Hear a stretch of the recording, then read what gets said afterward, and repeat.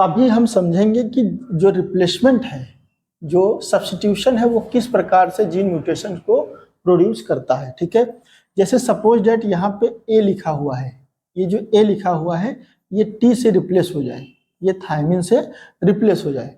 अब जब ये जो है जीन में ये जो ए था बेस, ये टी से रिप्लेस हो गया है, तो इसका जो mRNA बनेगा वहाँ पे यू की जगह क्या होगा, ए हो जाएगा।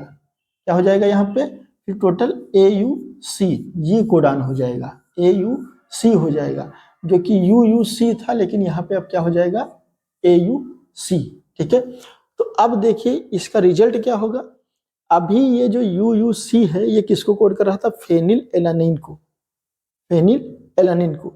अब ये किसको कोड करेगा, आइसोल्यूसिन को, AUC जो है ये आइसोल्यूसिन को अब कोड करने लगेगा। ठीक है, आइसोल्यूसिन को कोड करने लगेगा।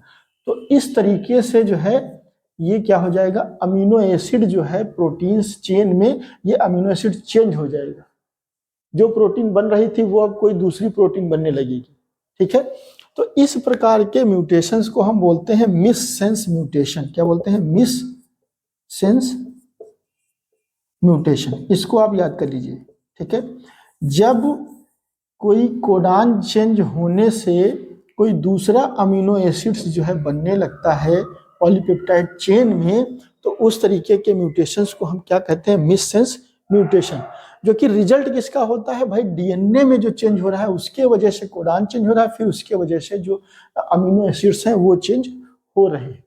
ठीक है, तो जब म्यूटेशंस के थ्रू कोई दूसरा जो है अमीनो एसिड्स प्रोड्यूस होने लगेगा तो उसको हम क्या बोलेंगे, मिससेंस म्यूटेशन। ठीक है, तो अभी हमने देखा कि जो बेस सब्स्टिट्यूशन है वो मिससेंस म्यूटेशंस को प्रोड्यूस कर रहा है, जिसमें कि नॉर्मल अमीनो एसिड्स के जगह पे कोई दूसरी अमीनो एसिड्स बन रही है। ठीक है, बेस सब्स्टिट्यूशंस के थ्रू क्या होता है, कभी कभी एक ऐसा कोडान बन जाता है, जैसे कि हमने आपको बताया UAA, UAG, UGA, ये क्या है, ये चेन टर्मिनेशन वाले कोडान है।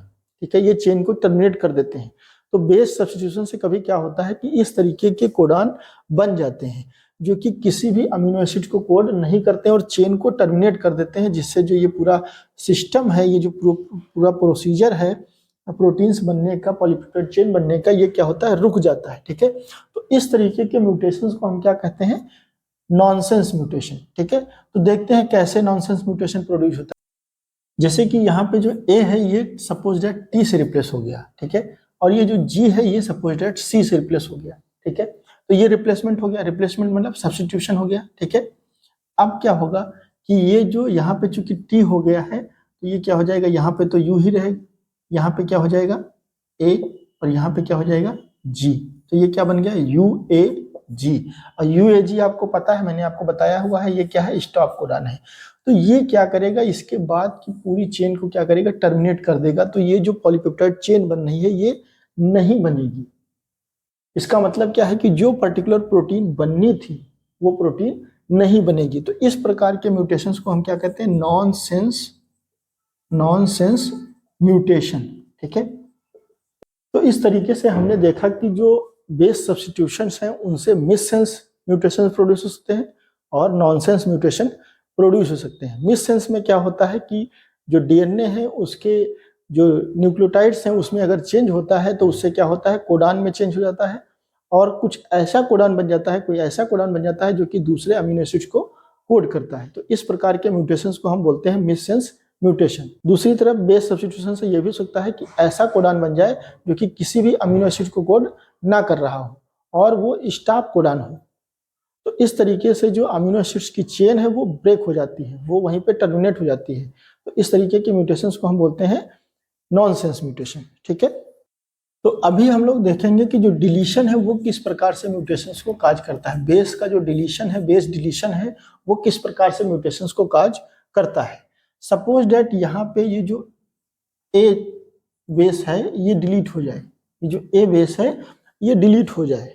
ये जब डिलीट हो जाएगा तो क्या होगा कि इसका कोडान ये जो है यहाँ पे यू जो है ये भी डिलीट हो जाएगा। और हमने आपको बता रखा है कि जो ये होते हैं कोडान होते हैं ये 3 बेस के होते हैं, 3 बेस का सेट होता है। ठीक है, तो यहाँ पे क्या होगा कि ये जो रीडिंग इसकी थी वो क्या हो जाएगी, चेंज हो जाएगी। अब ये कैसा रीड होगा, यू यू यू, फिर यू सी ए, फिर ए जी, और फिर जी जी यू, फिर यू यू ए।